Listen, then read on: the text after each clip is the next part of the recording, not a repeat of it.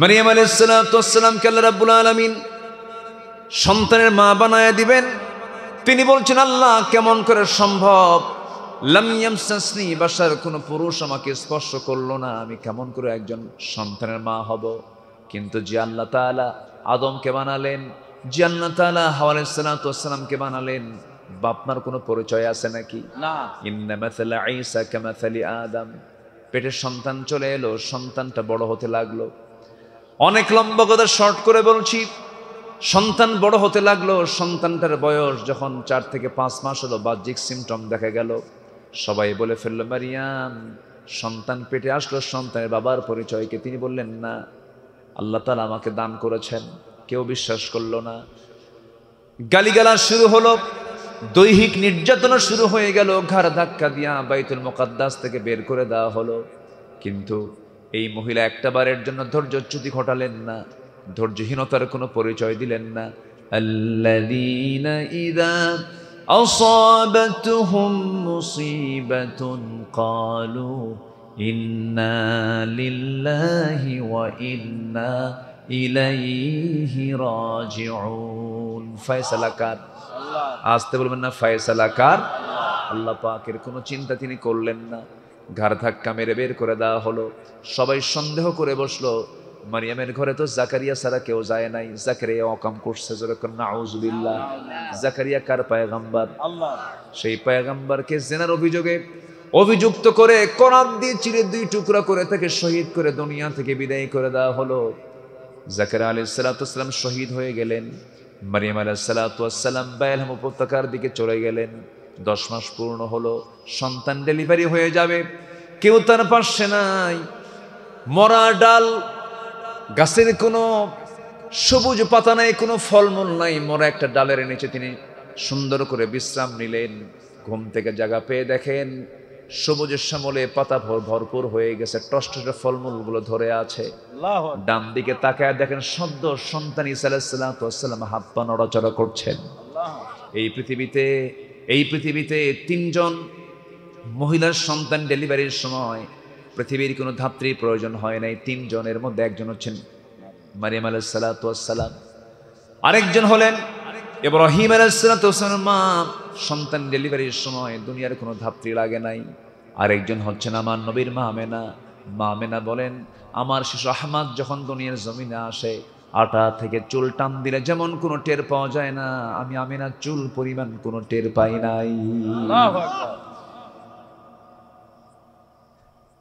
মারিয়াম আলাইহিস সালাতু ওয়াস সালাম সন্তানটাকে বুকের মধ্যে নিলেন, কলিজা ভরা আদর দিলেন। স্তনে দুধ জমা হয়ে গেছে, দুধ খাওয়ালেন। 3টা দিন 3টা রাত চলে গেল। বলা হলো, মারিয়াম এখন মানুষের মাঝে চলে যাও। তিনি প্রশ্ন করলেন, কেমন করে যাব? লোকজন যখন প্রশ্ন করবে সন্তানটার বাবার পরিচয় কি জবাব দেব? সেই সময় আল্লাহ তাকে জানায় দিলেন, ও মারিয়াম, সেই সময় তুমি বলবে, ইন্নী নাযারতু লিররহমানি সাওমা। আমি রোজা আছি, আমি কোনো কথা বলতে পারবো না। যত প্রশ্ন তোমরা প্রশ্ন করতে চাও, সন্তান কি প্রশ্ন করো, সন্তান প্রশ্নের জবাব দিয়ে দেবে। সবাই বলল, মারিয়ামকে পাগল হয়ে গেছে নাকি? ছোট্ট বাচ্চা কেমন করে কথা বলবে? এই এলাকায় কি 3 দিনের বাচ্চা কথা কয়? না। কথা বলা কি সম্ভব? না। 3 দিনের বাচ্চা। তবে হ্যাঁ, এই দুনিয়াতে 3টা শিশু দোলনা থেকে এই কথা বলেছে। নবজাতক 3টা শিশু দুনিয়াতে দোলনায় কথা বলেছে। কয়জন? 3টা শিশু। এর মধ্যে একজন হচ্ছেন আল্লাহর পয়গম্বর ঈসা আলাইহিস সালাতু ওয়াস সালাম। তিনি ছোট্ট থেকেই জানতেন তিনি আল্লাহর নবী। যখন সুবহানাল্লাহ। ইব্রাহিম আলাইহিস সালাম জানতেন না আমি আল্লাহর নবী হব। অনেক নবী জানতেন না আমি আল্লাহর নবী হব। কিন্তু শুধু ঈসা আলাইহিস সালাতু ওয়াস সালাম জন্ম থেকেই জানতেন আমি আল্লাহর নবী হতে চলছি। কে জানায়া দিয়েছেন? আল্লাহ। আল্লাহ জানায়া দিয়েছেন। আমার বন্ধুগণ, 3টা শিশু দোলনায় কথা বলেছে। এর মধ্যে আল্লাহর নবী একজন, ঈসা আলাইহিস সালাম একজন, আরেকজন সাহেবে জুরাইস বড় আল্লাহওয়ালা ছিলেন। আমার রাসূল নিজে হাদিসটা বর্ণনা করেন, বনি ইসরাইল গোত্রের মানুষ ছিল। এই সাহেবে জুরাইস বড় একজন আল্লাহওয়ালা ছিলেন। যা বলতেন আল্লাহর দরবারে তাই কবুল হয়ে যেত। সেজদায় পড়ে কাঁদতেছেন, নামাজ পড়তেছেন। সেই সময় তার নিজের মা এসে পিছন থেকে ডাক দেয়, সাহেবে জুরাইস ডাক দিয়েছেন। তিনি ডাকটা শুনেছেন, মনে মনে ভাবলেন যদি মার ডাকটা শুনতে যায় আমার নামাজ তো আবার শুরু করতে হবে, নামাজটা আমি শেষ করতে পারি নাই। মার ডাকটা শুনলেন কিন্তু জবাব দিলেন না। মা বিরক্ত হয়ে গেল, আমি বারবার ডাকি আমার সন্তান আওয়াজ দেয় না। রাগের ঠেলা এক পর্যায়ে বলে ফেলতেছে, ও আল্লাহ, আমার সন্তান আমার ডাকে সাড়া দিল না। একজন খারাপ মহিলার অনিষ্ট স্পর্শ না করা পর্যন্ত তুমি আল্লাহ তার মরণ দিও না। এমন জাতীয় কথা যখন মার মুখ থেকে বের হয়ে গেছে, মার মুখ থেকে যেটাই বের হয় সেটা আল্লাহর দরবারে মঞ্জুর হয়। খারাপ নারীর অনিষ্ট থেকে, অন্তত খারাপ নারীর অনিষ্ট স্পর্শ না করা পর্যন্ত আমার সন্তানটার মৃত্যু দিও না, এমন বদ্ধ যখন দিয়ে ফেলেছে আল্লাহর দরবারে সেই বদ্ধ মঞ্জুর হয়ে গেছে। যে শহরের সমস্ত মানুষগুলো এই আল্লাহওয়ালাকে খুব মহব্বত করতো, হঠাৎ করে সেই শহরের একজন মহিলার পেটে বাচ্চা প্রসব হলো। বাচ্চা প্রসব হওয়ার সঙ্গে সঙ্গে সবাই বলল, মহিলা এই বাচ্চাটা কার? সাহেবে জুরাইজের বাচ্চা। কেমন করে হলো? সে আমার সঙ্গে জেনা করেছিল। বড় একজন আল্লাহওয়ালার বিরুদ্ধে জেনার মামলা দিয়ে ফেললো। জেনার অভিযোগ যখন দিয়ে ফেললো, গোটা শহরের মানুষ এসে তাকে গালিগালাজ পারলো, এমনকি হাতে আঘাত করা পর্যন্ত শুরু করলো। তুমি কেমন আল্লাহওয়ালা, তোমার প্রতি আমাদের এত বড় বিশ্বাস ছিল, তুমি এমন করে জেনা করলে, এটা কেমন করে হলো? তিনি বুঝতে পারলেন না। এক পর্যায়ে তিনি বলে ফেলেন, ও শহরের বাসিন্দা শোনো, আমি জবাব দিয়ে দেব। যে মহিলাটা বলতেছে এই সন্তানটা আমার সন্তান, ওই সন্তানকে এবং মহিলাকে আমার সামনে নিয়ে আসা হলো। নিয়ে আসার পর তিনি বলছেন সন্তানকে লক্ষ্য করে, এই সন্তান তুই বলে দে তুই কোন পিতার সন্তান। সঙ্গে সঙ্গে ছোট্ট বাচ্চার মুখ থেকে জবান খুলে বের হয়ে গেল, আমি হলাম সেই লোকের সন্তান যে লোকটা হলো রাখাল। কোন একটা রাখালের, কোন একটা পাহাড়ের পদদেশে আমার মা ওই রাখালটার সঙ্গে জেনা করে, সেই জেনার ফলে আমি সন্তান পৃথিবীতে এসেছি। গোটা শহরবাসী যখন এই কথা শুনলো, তার আশ্চর্য হয়ে গেল। শ্রদ্ধাটা আগের মতো হয়ে গেল, বরঞ্চ বেড়ে গেল। কিন্তু এই সাহেবে জুরাইজ, যে জুরাইজের সত্যতা প্রমাণ করার জন্য আল্লাহ রাব্বুল আলামিন ছোট্ট শিশুর মুখ থেকে সত্যতা প্রমাণ করে কথা বের করে আনলেন, কত বড় আল্লাহওয়ালা ব্যক্তিটা। এই ব্যক্তিটাও এই যে একটা বিশাল বড় ফিতনায় পড়েছেন, কার দোয়ায়? আল্লাহ। বলেন বলেন বলেন, কার বদদোয়া? কার বদদোয়া? মার বদদোয়া। যেহেতু প্রসঙ্গ আসলে একটু বলেই ফেলি, মায়ের দোয়া নেব না বদদোয়া নেব? বলেন বলেন বলেন, মায়ের দোয়া নেব না বদদোয়া নেব? গত 3 দিন আগে, মা তো এমন একটা জিনিসের নাম, আমার মা বেঁচে আছেন। গত 3 দিন আগে আমার ছোট্ট একটা অস্ত্রোপচার হয়েছে, দেহে অপারেশন হয়েছে, ড্রেসিং করতে হয়। ঠিক ড্রেসিং এর মুহূর্তে আমার মা আমাকে ফোন দিয়েছেন, ফোনটা আমি ধরতে পারি নাই। পরে দেখি এমন একটা টাইমে মা ফোন দিয়েছেন যে সময়টা আমার খুব কষ্ট হচ্ছিল, ড্রেসিং হচ্ছিল। মাকে ফোন দিলাম, মা তুমি এই সময়, অন্য সময় তো দিতে পারতে, এই সময় দিলা কেন? মা কান্দের বলে, বাবা আমার কলেজায় টান লাগতেছে, মনে হয় তোর কষ্ট হচ্ছিল। মা তো এমন একটা নিয়ামতের নাম, দূর দেশে যাবেন, প্রবাসে যাবেন, যেখানেই যাবেন, কোন পশু পাখি জানার আগে আমার মাটা আগে জেনে যায়। সন্তানটার কষ্টের কথা সবচেয়ে বেশি আগে জানে কে? মা। মা জানেন। মার নারী, মার তার, আমার তার কি দুই রকম না একরকম? একরকম। এই জন্য পৃথিবীর সব আদালত আপনি এনকার করেছেন, আপনি অস্বীকার করে চলে আসছেন, কোনো সমস্যা নাই। কিন্তু মার আদালত এমন একটা আদালত, মাকে অস্বীকার করবেন, মাকে আপনি কষ্ট দিবেন, আপনার সবকিছু শেষ হয়ে যাবে। এই জন্য মার বদদোয়া নেব না দোয়া নেব? বলেন বলেন বলেন বলেন, দোয়া নেব। জোর করে দোয়া আদায় করে নিতে হবে। মা বুড়ি হয়ে গেছে, 70-80 বছর মানুষ যখন বুড়া হয়ে যায় তখন সেই মানুষটা শিশুর মতো হয়ে যায়। ওজন বাড়ে না কমে? ওজন কমে যায়, ডায়াবেটিস হয়ে যায়, হাড়গুলো ক্ষয় হয়ে যায়, চোখে কম দেখে। সেই মাটা শিশুর মতো হয়ে যায়, বলে বাদাম নিয়ে আসবি। শিশুর মতো হয়ে গিয়ে বলে, বাজান আমার জন্য আজকে কমলা নিয়ে আসবি, আমার জন্য আজকে বেদানা নিয়ে আসবি। ছোট্ট বাচ্চার মতো মা ডাকতে থাকে। সেই সময় আপনি আস্তে করে গিয়ে বসবেন, মাকে লম্বা করে ঘন্টার পরে ঘন্টা সময় দিবেন। আপনাকে যেমন ঘন্টার পর শুধু ঘন্টা নয়, মাসের পরে মাস সময় দিয়েছেন, সেই মার পাশে গিয়ে বসবেন, মাকে কোলে নিবেন। মাকে আদর করবেন। মাকে কোলের মধ্যে নিয়ে আপনি যদি একটু মোহাব্বত নিয়ে যদি আপনার সম্মান শ্রদ্ধার চোখে তাকায় যদি একটু আদর করতে পারেন, মার দিলটা যদি ভরে যায়, মার দিল ভরে যাওয়া মানে আল্লাহর 8টা জান্নাত আপনার জন্য বরাদ্দ হয়ে যাওয়া। বাপ মার জন্য দোয়া শিখিয়ে দিয়েছেন কে বলেন? আল্লাহ। সবাই দিল খুলে আমার সঙ্গে বলুন, রব্বিরহামহুমা কামা রব্বায়ানি সগীরা, রব্বিরহামহুমা কামা রব্বায়ানি সগীরা। এমন দোয়া পৃথিবীর কোথাও আপনি পাবেন না। এই পৃথিবীতে সবচেয়ে বেশি সম্মান দিয়েছেন নারীকে, কে দিয়েছেন? আল্লাহ। আর এরা কয় আমাদের কোনো দাম নাই। সবচাইতে বেশি মর্যাদা ইসলাম দিয়েছেন নারীকে। গায়ের পোশাক খুললে কি অধিকার? না। হ্যাঁ, মেয়েদের গায়ের পোশাক খোলা অধিকার না ঢাকা অধিকার? ঢাকা অধিকার। আর ওরা কি চায়? খুলতে চায়। আমার বন্ধুগণ, মারিয়াম আলাইহিস সালাতু ওয়াস সালাম যখন প্রশ্ন করে ফেলেছে, ও সন্তান, তোমার মা প্রশ্ন করেছে, তোমাকে জবাব দিতে হবে, তোমার পরিচয়টা কি? এবার সন্তান জবাব দিচ্ছে দোলনা থেকে, ক্বালা ইন্নী আবদুল্লাহি আতানিয়াল কিতাব ওয়া জাআলানি নাবিয়্যা। আমি হলাম আল্লাহর গোলাম, আল্লাহ পাক আমাকে ইনজিল কিতাব দান করেছেন, আমি হলাম আল্লাহর নবী। জোরে কোন সুবহানাল্লাহ। সুবহানাল্লাহ। আমি কি দোয়া করে দেব? না। যাচ্ছেন কেন? হ্যাঁ, চাপ চাপ চাপ। কি চাপ? নিম্ন চাপ। হ্যাঁ, একটু বসেন।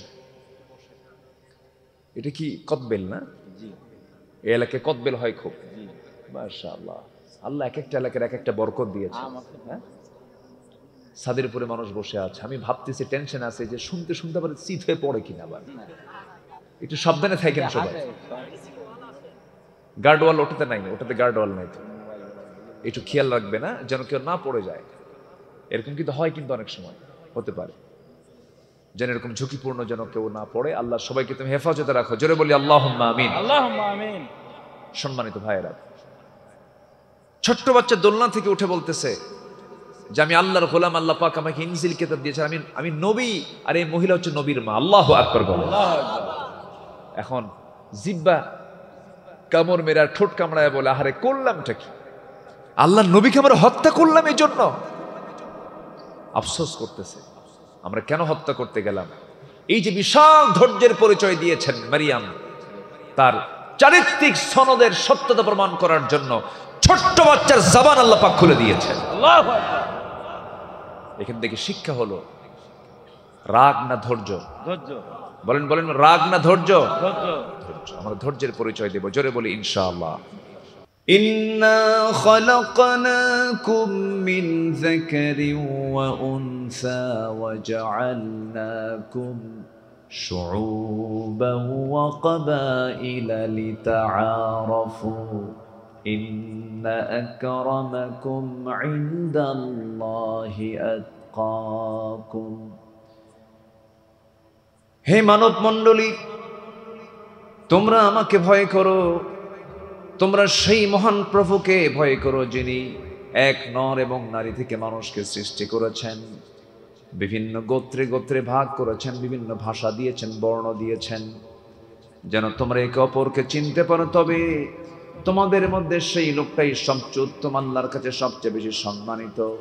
যে বান্দা তার জীবনের সবচাইতে বেশি ভয় করে সে তার প্রভু আল্লাহকে। জোরে কোন সুবহানাল্লাহ। এই ফ্যানটা বন্ধ করে দেন, একদম টোটাল অফ করে দেন। আমার কানে আওয়াজটা কম মনে হচ্ছে। একটু মাইক, ওই যে মাইকের আওয়াজও পাই না, আওয়াজ একটু আমার কানে কম আসতেছে, একটু চেষ্টা করেন না। এটা জায়গাটাও তো একটু বদ্ধ জায়গা, তো তার এটাকে কাভার করতে পারছে না। বেশি জোরে দিলে পরে যে ওয়ালে এসে ধাক্কা খাবে। একটু উন্মুক্ত জায়গায় যে হয় এটা অতটুকু হবে না, তবে উনি চেষ্টা করুক, দেখা যাক কি হয়। জি, আমাকে সময় দিচ্ছেন তো আপনারা নাকি? ইনশাআল্লাহ। কারো কোনো সমস্যা নাই তো? জোরে বলি ইনশাআল্লাহ। সম্মানিত ভাইয়েরা, আমাদেরকে দীর্ঘদিন কথা বলতে দেয়নি, অনেক বাধা দিয়েছে, কিন্তু কোরআনকে যারা অচল করতে যাবে তারাই অচল হয়ে যাবে। এটাই ইতিহাস, এটা ইতিহাস না বলে? ফেরাউন মূসা আলাইহিস সালামকে নিশ্চিহ্ন করতে চেয়েছিল, নিশ্চিহ্ন হয়ে গেছে কে? ফেরাউন। নমরুদ চেয়েছিল ইব্রাহিম আলাইহিস সালামকে আগুনে পুড়ে মারবে, কিন্তু সেই নমরুদকে আল্লাহ পাক অটিস্টিক মশা দিয়ে বিদায় করলেন কে? আল্লাহ। আল্লাহ তাআলা। সম্মানিত ভাইয়েরা, না কি শুরু করলেন আবার? যা ছিল তাই রাখেন। সম্মানিত বন্ধুগণ, যে আবু জেহেল রাসূলকে তার নিজের বাড়ি থেকে বের করে দিয়েছিল, হত্যার পরিকল্পনা নিয়ে বদর প্রান্তর পর্যন্ত চলে গিয়েছিল, সে আবু জেহেল শুধুমাত্র ইসলামকে বিরোধিতা করার কারণে আবু জেহেল হিরো থেকে জিরো হলো, তার বাড়িটা হয়ে গেল এখন আন্তর্জাতিক পায়খানা। এই 16 বছর ইসলামকে নিশ্চিহ্ন করতে গিয়ে সর্বশেষ 6 আগস্ট আসার আগ দিয়ে, 5 আগস্ট আসার আগ দিয়ে মাত্র 7 দিন আগে, বিফোর 7 ডেজ, মাত্র 7 দিন আগে তারা যখন একটি দলের নিবন্ধনকে বাতিল করলো, এটা নির্দিষ্ট কোনো দলের নিবন্ধনকে ওরা বাতিল করতে চায়নি, ওরা চেয়েছিল ইসলামকে নিষিদ্ধ করতে। আল্লাহ তাদেরকে নিষিদ্ধ করে দিয়েছে। যে গর্ত খনন করবে সেই গর্তে পড়বে, এটাই স্বাভাবিক। দলকে নিষিদ্ধ করা হলো, হ্যাঁ আপনারা দল করেন, সমস্যা নাই, কিন্তু দেশ থেকে পাচার হওয়া $243 বিলিয়ন টাকা আগে, বিলিয়ন ডলার আগে দেশে ফেরত আনেন। 57 জন সামরিক কর্মকর্তা পিলখানায় মেরে ফেলা হলো, এদেরকে জিন্দা ফেরত দেন। 2000 সন্তান অগাস্ট আন্দোলনে, জুলাইয়ের আন্দোলনে শহীদ হলো, এদেরকে ফেরত দেন। কি আমাদের কথা ঠিক আছে কিনা বলে?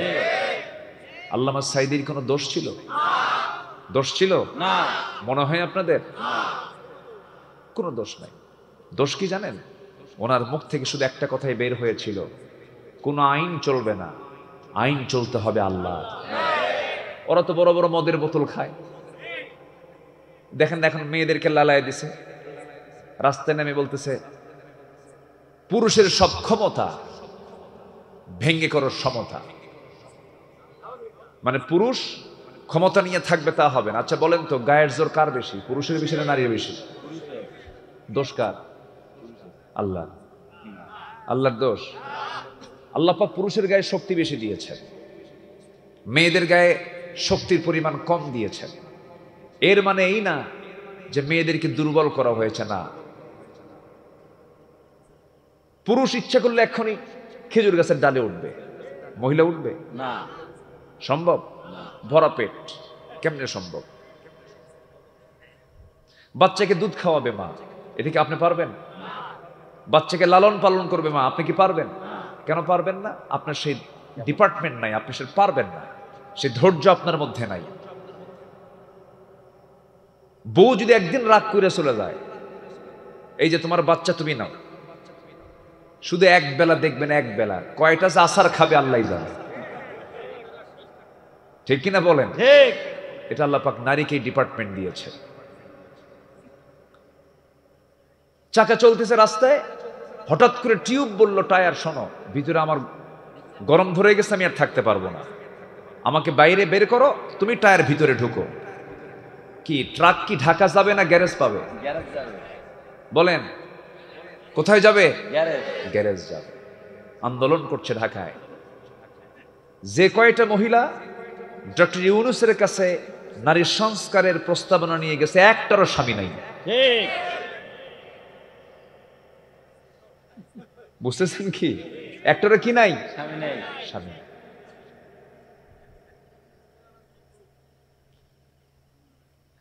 সেই দিন আবার কোন এক নেতা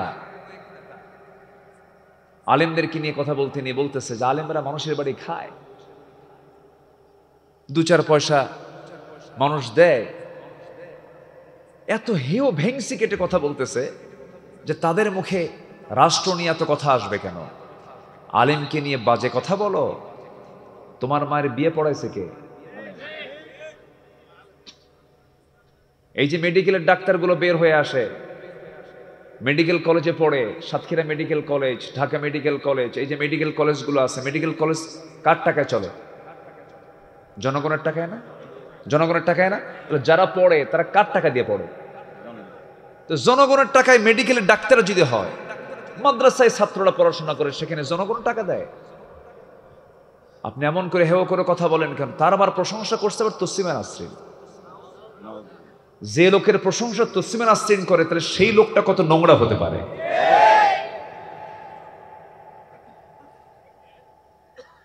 সম্মানিত ভাইয়েরা, সম্মানিত বন্ধুগণ, আমরা ইসলামকে মানতে চাই এক জায়গায় না সব জায়গায়? সব জায়গায়। ইসলামকে আংশিক মানা যাবে না, ইসলামকে কমপ্লিট মানতে হবে। আল্লাহ রাব্বুল আলামিন বলেন, ইয়া আইয়ুহাল্লাযীনা আমানু দুখুলু ফিস-সিলমি কাফা ওয়া লা তাত্তাবিউ খুতুওয়াতিশ শাইতান ইন্নাহু লাকুম আদুউম মুবিন। أفتؤمنون ببعض الكتاب وتكفرون ببعض। তুমি কিতাবের কিছু অংশ মানবে, কিছু অংশ মানবে না। আংশিক মানবে, আংশিক মানবে না, তা হবে না। ইসলামকে মানতে হবে নিজের মতো করে না আল্লাহর মতো করে? বলেন কার মতো করে? আল্লাহ যেভাবে দিয়েছেন সেইভাবে আমাকে আপনাকে মানতে হবে। নামাজের ভিতরে যদি কোনো ইমাম সূরা ফাতিহাটা না আগে পড়ে যদি কুলহু দিয়ে শুরু করে, আপনি কি মানবেন নাকি? আগে কুলহু দিলে এরপরে আলহামদু পড়লো, মানবেন? দুটাই তো সূরা। কুলহু পারি তো সবাই নাকি? অনেকে ইখলাস পারে কিন্তু কুলহু পারে না, আবার কুলহু পারে ইখলাস পারে না। 114 সূরার মধ্যে 2টা সূরা আছে যে সূরার নামের সাথে শব্দের নির্দিষ্ট সূরার মধ্যে ওই শব্দটা নাই। 2টা সূরা। সূরা বাকারা যান, আনতাযবাহু বাকারা পেয়ে যাবেন। সূরা আলে ইমরান চলে যান, আলে ইমরান পেয়ে যাবেন, ওয়ালা ইমরান আলাল আলামিন। সূরা রহমান যাবেন, আর রহমান আল্লামাল কুরআন। সূরা কুরাইশ চলে যান, লিইলা ফি কুরাইশ। সূরা ফিল চলে যান, আলাম তারা কাইফা ফাআলা রাব্বুকা বিআসহাবিল ফিল। সূরা লাহাব যান, তাব্বাত ইয়াদা আবি লাহাবি ওয়া তাব। প্রত্যেকটা নামের সাথে সংশ্লিষ্ট সেই শব্দটা সেই সূরার মধ্যে পাওয়া যায়। শুধু 2টা সূরার মধ্যে পাওয়া যায় না, এর মধ্যে একটি সূরা হলো, সবাই বলুন আলহামদুলিল্লাহি রাব্বিল আলামিন আর রহমানির রহিম মালিকি ইয়াউমিদ্দিন ইয়্যাকা না'বুদু ওয়া ইয়্যাকা নাস্তাঈন ইহদিনাস সিরাতাল মুস্তাকিম সিরাতাল্লাযীনা আন'আমতা আলাইহিম গায়রিল মাগদুবি আলাইহিম ওয়ালাদ-দাল্লিন। এরপরে জোরে বলেন আমিন। আর একটু জোরে বলেন আমিন।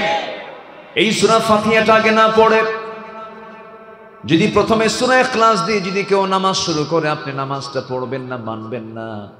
পেছন থেকে আপনি লোকমা দিয়ে দিবেন, হবে না। নামাজ চেঞ্জ করে ফেলো। শুধুমাত্র নামাজের ভিতরে শুধু সূরাটা কম বেশি করে আগে পড়লে যেমন আমরা মানব না, লোকমা দিয়ে তাকে চেঞ্জ করে ফেলবো। ঠিক তেমনি সমাজের মধ্যে যদি আল্লাহর বিধান যদি না চালাইয়া যদি অন্য কোনো বিধান দিয়ে কেউ সমাজ চালাতে চায়, প্রত্যেকটা নাগরিকের, প্রত্যেকটি ইমানদার ব্যক্তির দায়িত্ব আছে না নাই প্রতিবাদ করার? দরকার আছে না নাই? এটাই হলো আন্দোলন। কি বলেন? ইসলামী আন্দোলন। কিসের বলেন? কিসের আন্দোলন? ইসলামী আন্দোলন। এই কাজ সবাইকে আল্লাহ রাব্বুল আলামিন করার জন্য অর্ডার দিয়েছেন। কুতিবা আলাইকুমুল কিতালু ওয়া হুয়া কুরহুল লাকুম আসা আন তাকরাহু শাইআন ওয়া হুয়া খায়রুল লাকুম। আল্লাহ আরেক জায়গায় বলছেন, তুমিনুনা বিল্লাহি ওয়া রাসূলিহি ওয়া তুজাহিদুনা ফি সাবিলিল্লাহি বিআমওয়ালিকুম ওয়া আনফুসিকুম যালিকুম খায়রুল লাকুম ইন কুনতুম তা'লামুন। জোরে বলুন আল্লাহু আকবার। ঈমান আনো আমার উপরে, পরকালকে বিশ্বাস করো, নবীর প্রতি ঈমান আনো এবং আল্লাহর পথে তোমরা জিহাদ করো, মাল দিয়া জান দিয়া। হুকুমটা কার? আল্লাহ। আসতে বলবেন না কার? আল্লাহর হুকুম। ইসলামকে পরিপূর্ণরূপে মানতে গেলে আপনি যতই চেষ্টা করেন না কেন, ব্যক্তিগত জীবনে আপনি ইসলামকে পরিপূর্ণরূপে মানতে পারবেন না যতক্ষণ না ইসলামটা রাষ্ট্রীয় পর্যায়ে কায়েম না হবে। এই যে মৌতলায় এসেছেন, কি তলা এটা? মৌ। মৌ মানে কি? মধু। হ্যাঁ, মৌমাছি, মধুর মাছি, তাই না? আমরা মৌমাছি হব, মাছি হব না। জি বলি, মৌতলার মানুষ কি হবে? মৌমাছির চরিত্র নিয়ে থাকবে, মাছির চরিত্র নিয়ে থাকবে না। মাছির চরিত্র হলো ও ভালো মন্দ বোঝে না, সব জায়গায় যায়, সব জায়গায় বসে, যা খায় তাতেও বসে, যা ঝাড়ে তাতেও বসে। কি ঠিক আছে কিনা? কিন্তু মৌমাছি কয় জায়গায় বসে? এক জায়গায়। না পাক না পাক? পাক জায়গায় বসে। ফুলে বসে, ফলে বসে, রসে বসে, পচা কোনো জায়গায় বসে না। আলু দু প্রকার, একটা হচ্ছে মিষ্টি আলু, মোম আলু, আরেকটা হলো গোল আলু। আরেকটা কি? গোল আলু। আমরা কোন আলু হব বলেন? গোল আলু বুঝতেছেন তো? যে আলুটা ভর্তা থেকে শুরু করে নিয়ে, ভাজি থেকে শুরু করে নিয়ে, চপ পর্যন্ত, গোশত পর্যন্ত, সব জায়গায়, সকল তরকারিতে কোন আলু আছে? গোল আলু। এলাকায় কি করে? গোশে আলু দেয় না আলুতে গোশ দেয়? গোশে আলু না আলুতে গোশ? গোশে আলু। আর উত্তরবঙ্গে হলো আলুতে গোশ, মানে গোশত খুঁজে পাওয়া যায় না, মানে আলুর ভিড়ে গোশত নাই। আলুর ভিড়ে কি নাই? গোশত নাই। না, আপনারা ফাঁকি দেন না, মোটামুটি তাহলে গোশে আলু রাখেন। গোশে আলু মানে কি কোনো ফাঁকি নাই? মাঝে মাঝে একটু আলু দেখা যায় এরকম। সম্মানিত ভাইয়েরা, 16 বছর এই মাহফিলগুলোর যারা অতিথি ছিল, 16 বছর, আজকে যেরকম আপনি একজন অতিথি পাইলেন গাজী নজরুল ইসলামকে, ওনার কি কোনো যাত্রায় পাবেন? কোনো থিয়েটার নাটকের মঞ্চে পাবেন? আর এই 16 বছর যারা ক্ষমতায় ছিল তারা মাহফিলের সভাপতি, আবার যাত্রা কমিটির সভাপতি। ওটা মৌমাছি না মাছি? মাছি। কাম সারছে, অ্যাডভান্স তফসির।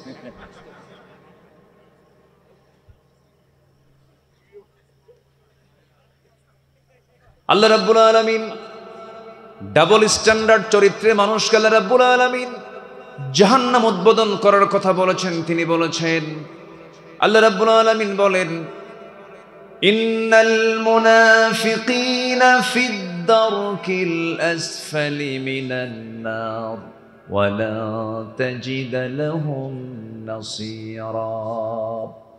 মুনাফিকদের জন্য জাহান্নামের তলদেশ বরাদ্দ কে রেখেছেন? ইসলামের জন্য সবচেয়ে বেশি ক্ষতি করে কাফের, মুশরিক, ফাসিক না মুনাফিক? মুনাফিক।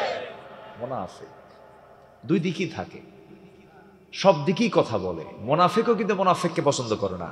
মুনাফিক নিজেকে, বেটা তুই একটা মুনাফিক, ও নিজেই কিন্তু মুনাফিক। মুনাফিক মুনাফিককেও পছন্দ করে না। মুনাফিকি চরিত্র সবচেয়ে জঘন্য চরিত্র।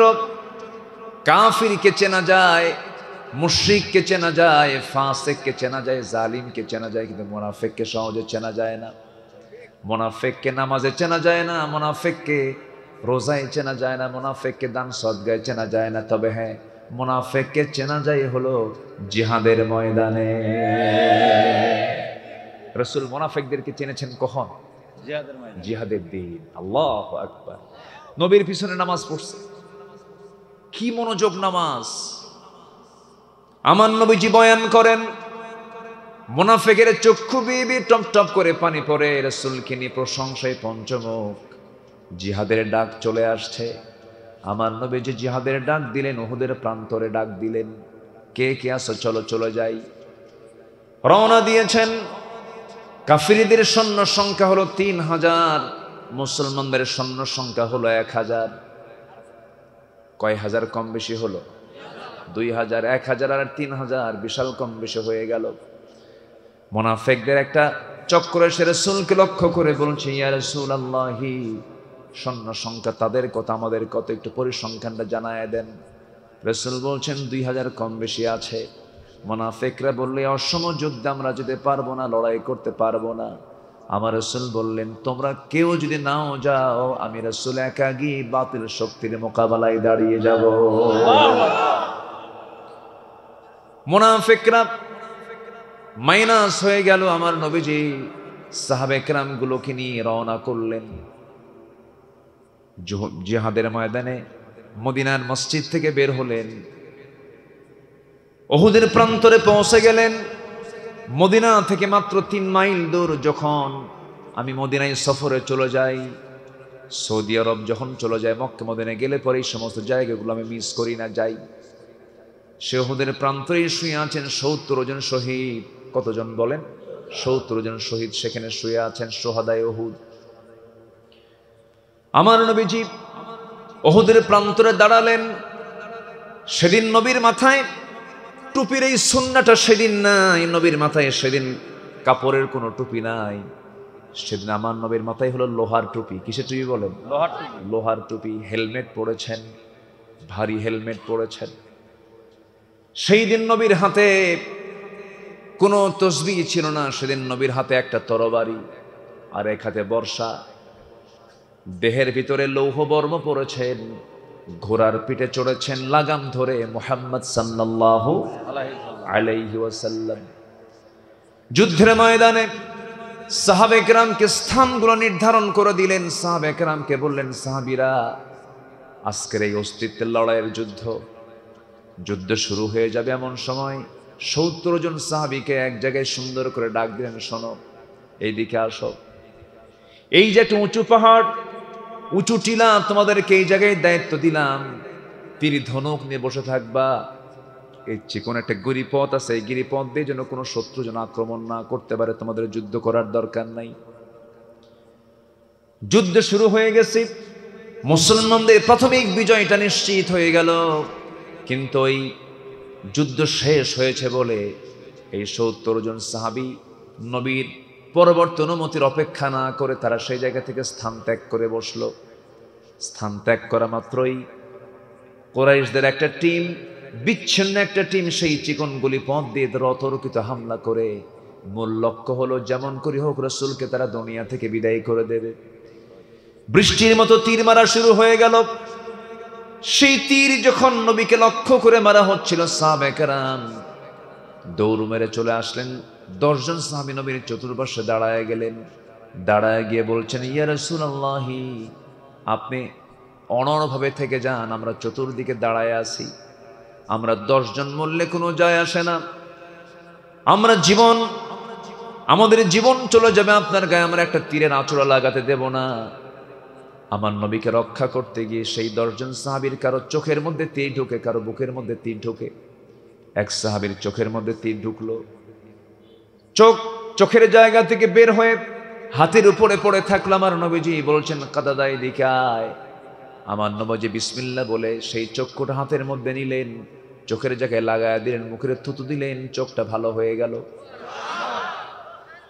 আমার রাসূলকে বাঁচাতে গিয়ে এক পর্যায়ে 10 জন সাহাবী দুনিয়া থেকে বিদায় নিয়ে নিলেন।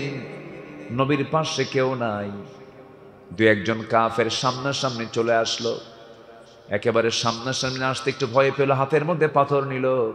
রাসূলকে লক্ষ্য করে নবীর মাথা বরাবর একটা পাথরের আঘাত যখন নবীর মাথা বরাবর মেরে দিল, যখন পাথরটা নবীর মাথায় যখন লাগলো, হেলমেটের সঙ্গে ধাক্কা লেগে হেলমেট ভিতরে থাকে হেলমেটের চিকন চিকন ফলা, চিকন চিকন লোহা, চিকন চিকন ফলাটা আমার নবীজির কপালের শক্ত লোহা, শক্ত হাড়ের মধ্যে লোহাটা গেঁথে গেল। আর একটা কাফের মেরে দিল গাল বরাবর একটা পাথর, শিরস্থানের চিকন লোহা নবীর গালের মধ্যে ঢুকে গেল। আর একজন কাফের মেরে দিল তার মুখ বরাবর একটা পাথর মারল, সামনের সুন্দর দুটি দাঁত ভেঙ্গে পড়ে গেল। নবীজির কপালে লোহা ঢুকলো, গালের মধ্যে লোহা ঢুকলো, মুখের সামনের দুটো দাঁত ভেঙ্গে গেল। আমার নবীজি ইনজুরি হয়ে গেলেন, মুখ থুবড়ে মাথা চক্কর মেরে জমিনে পড়ে গেলেন। কাফিরদের দৃষ্টিগোচর হলো, চিৎকার মেরে মেরে বলছে কতিলা মুহাম্মদ, মুহাম্মদ নিহত। চতুর্দিকে যখন এই সংবাদ ছড়িয়ে পড়ল, নবীর কানে যখন সংবাদ, নবীর মৃত্যুর কথা যখন সাহাবে কেরামদের কানে যখন চলে গেছে, সাইয়েদনা ওমর ফারুক পাগলের মতো বের হয়ে গেছেন রাস্তায়, আর দেরি করলেন না। জীবন দেওয়ার মানসিকতা নিয়ে, যে দুনিয়াতে রাসূল বেঁচে নাই সেই দুনিয়াতে আমাদের বাঁচার কোনো প্রয়োজন নাই। লড়াই শুরু হয়ে গেছে, কিন্তু সাইয়েদনা আলী মনে মনে চিন্তা করছেন, না ইসলাম তো পরিপূর্ণ হয় নাই, দাওয়াতে দিন তো পরিপূর্ণতা পায় নাই, রাসূল মারা যেতে পারেন না। তন্ন তন্ন করে খুঁজতে খুঁজতে আমার রাসূলকে একটা জায়গায় তিনি পেয়ে গেলেন। আমার নবীজি মুখ থুবড়ে জমিনে পড়ে আছেন, মুখের রক্তগুলো জমিনে স্পর্শ করেছে, রক্ত দিয়া দাড়িগুলো ভিজে গেছে, রক্ত দিয়া বুকের জামাগুলো লাল হয়ে গেছে। নবীজিকে চেনা যায় না। সাইয়েদনা আলী নবীজির চেহারার দিকে তাকায় বলছেন, ইয়া রাসূলুল্লাহ, যে মক্কার কুরাইশ আপনাকে এমন রক্তাক্ত করল, আপনি তাদের জন্য লানত করুন। রাসূল বলেন, আলী একটা কথা জেনে রেখে দিও, বেশি দিন দূরে নয়, যে জমিনে বিশ্বনবীর রক্ত ঝরেছে এই জমিনে আল্লাহর দ্বীন কায়েম হয়ে যাবে। আল্লাহু আকবার। জমিনে রক্ত ঝরলে কি কায়েম হয়? দিন কায়েম। কি কায়েম হয় বলেন? দিন কায়েম হয়। এই জমিনে শহীদের রক্ত আছে না নাই? আলেমের রক্ত আছে না নাই? সাইদির রক্ত আছে না নাই? নিজামীর রক্ত আছে না নাই?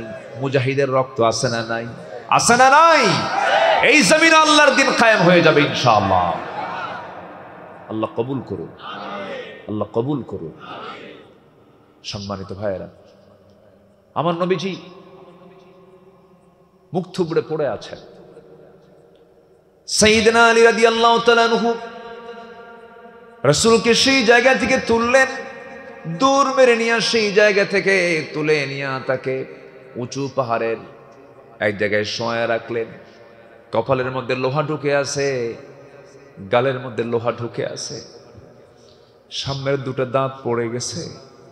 নবীর পাশে দাঁড়িয়ে থাকে এক পাগল সাহাবী উবাইদ ইবনে জাররাহ রাদিয়াল্লাহু তাআলা আনহু। নবীজির কপালে বিদ্ধ লোহাটাতে হাত দিলেন, টান দিতে নিলেন। রাসূল আওয়াজ করেন, টান মেরে বের করতে পারছিলেন না। কেমনে তিনি লোহাগুলো বের করবেন? এক পর্যায়ে নবীজির বিদ্ধ হওয়া কপালে বিদ্ধ হওয়া লোহার ফলাতে তিনি তার মুখটা লাগালেন, এত জোরে টান মারলেন, লোহাটা এক টানে বের হয়ে আসলো। কিন্তু দেখা গেল উবাইদ ইবনে জাররাহর সামনের দুটো দাঁত ভেঙে পড়ে গেছে। শিরস্থানের চিকন লোহা আস্তে করে টান মারলেন, ফিঙ্কি দিয়ে রক্ত বের হওয়া শুরু হয়ে গেল। রক্তগুলো জমিনে ফেলতে দিচ্ছেন না সেই সাহাবী, অঞ্জলি ভরে ভরে সেই রক্তগুলো নিয়ে চুষে চুষে লুকায় লুকায় পান করছেন। রক্ত তো পান করা জায়েজ নাই। রাসূল বলছেন, উবাইদা রে, কার রক্ত পান করো হুজুর? আপনার রক্ত কোন জমিনে ফেলবো, খেয়ে ফেললাম।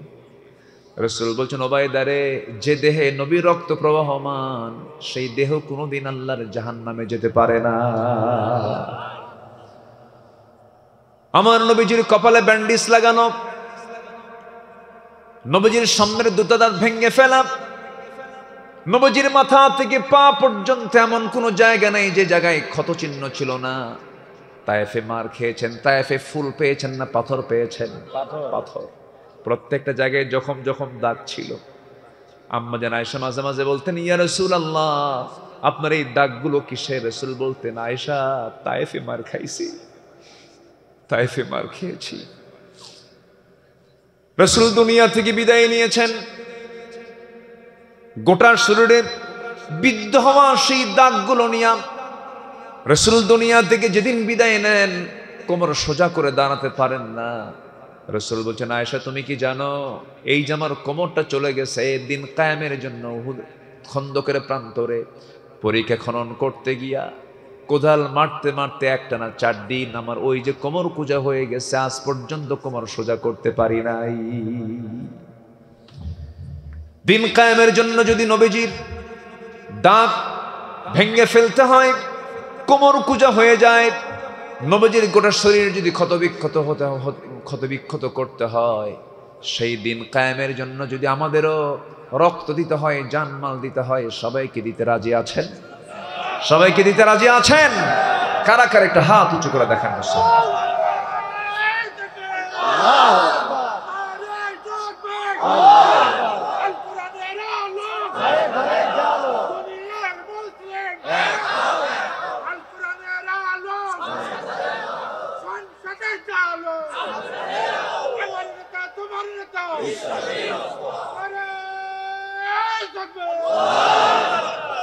আল্লাহ কবুল করুন, জোরে বলি আমিন।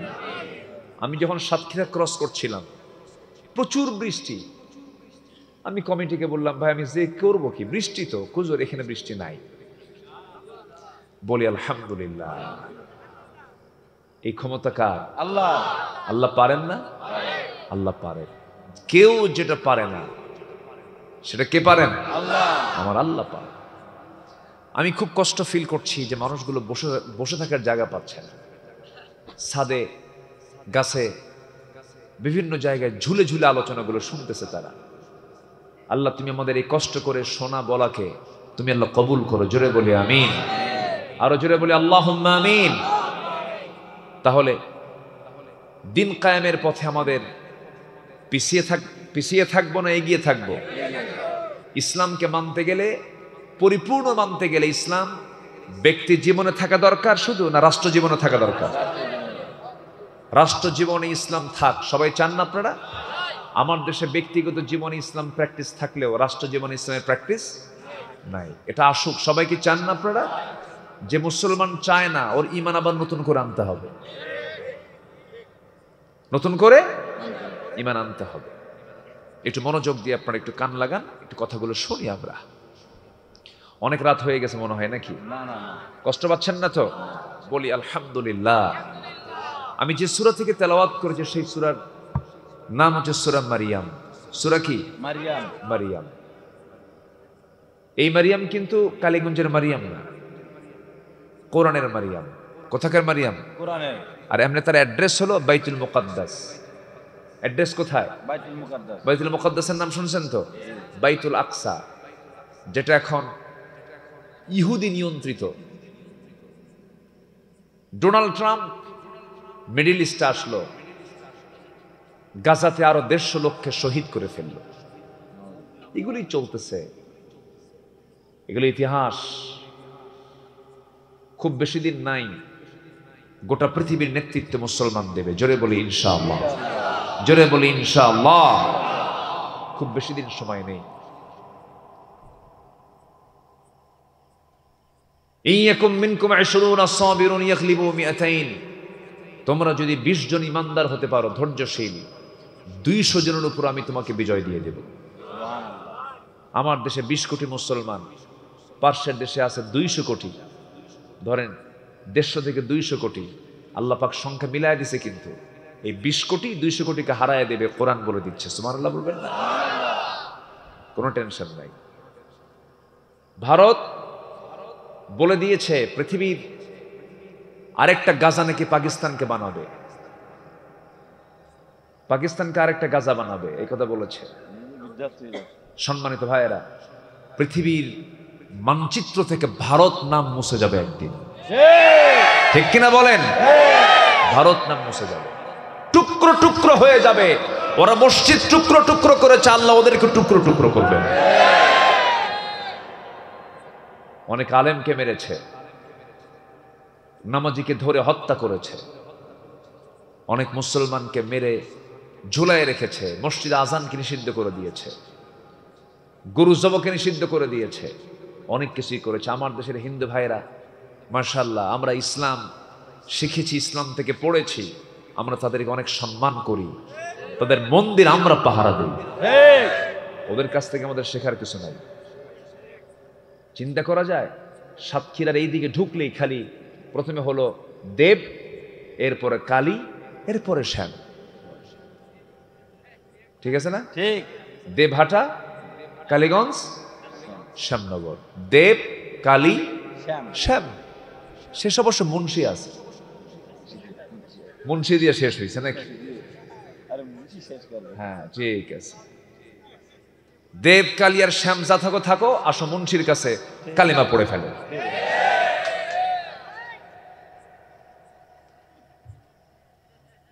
রাগ করতেছেন নাকি? আলহামদুলিল্লাহ, আমরা জোর করে কাউকে ইসলাম কবুল করাই না, ইসলাম কাউকে বলে না। রাসূল কাফেরের সঙ্গে সারা জীবন থেকেছেন, কাফেরের সাথে। আবু তালিব কি? জোরে বলেন। থাকেন না একসাথে? গন্ডগোল লাগছে না?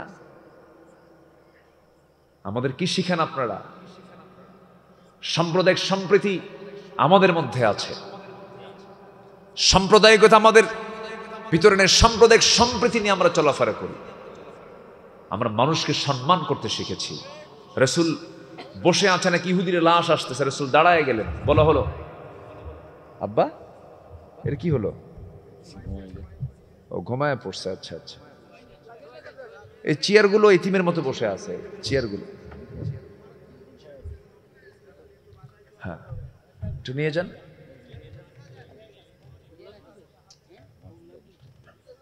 হ্যাঁ তাড়াতাড়ি নিয়ে নেন, একজন কোলে নেন না তাড়াতাড়ি। জি, আমার দিকে তাকান। হ্যাঁ, আরে ঘুমাক না, ওখানে ঘুমাক, সমস্যা কি? ঘুমাক, ওর একশো ঘুম হয়ে যাক।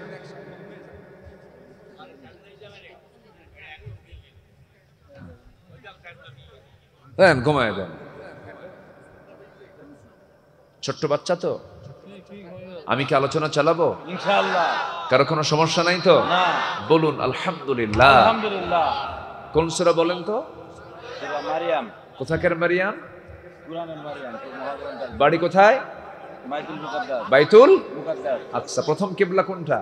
বাইতুল মুকাদ্দাস। বাইতুল আকসা। আল্লাহু আকবার। সেই বাইতুল আকসা আজকে রক্তে রঞ্জিত।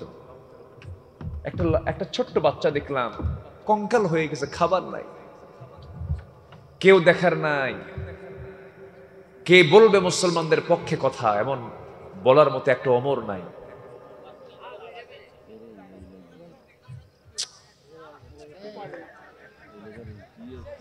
কমন সেন্স নাই, কিছু বুঝি না আমি।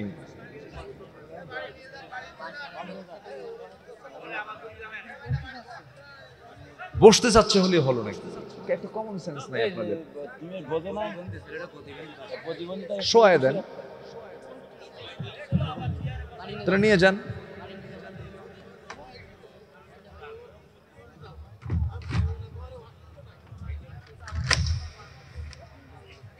যে আমার দিকে তাকান।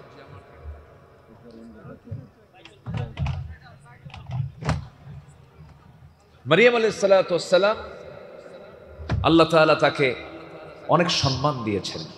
গোটা কোরআনে আল্লাহ তাআলা কোনো মহিলার নাম নেননি, কোনো মহিলার নাম কিন্তু নাই, শুধু একজন মহিলার নাম আছে। সে কে বলেন তো? মারিয়াম। মারিয়াম। আসিয়ার নাম নাই, আম্মাজান খাদিজার নাম নাই, আম্মাজান আয়েশা সিদ্দিকের নাম নাই, দামি দামি হাওয়া আলাইহিস সালাতু ওয়াস সালামের নাম নাই। অনেক দামি দামি মহিলা, তাদের কারো নাম কিন্তু সরাসরি নাই, ইশারা ইঙ্গিতে আছে। ইমরাতে ফিরআউন আছে, ইমরাতে নূহ আছে, কিন্তু সরাসরি নবীর নাম, সরাসরি একটা মহিলার নাম কিন্তু গোটা কোরআনে কোথাও নাই।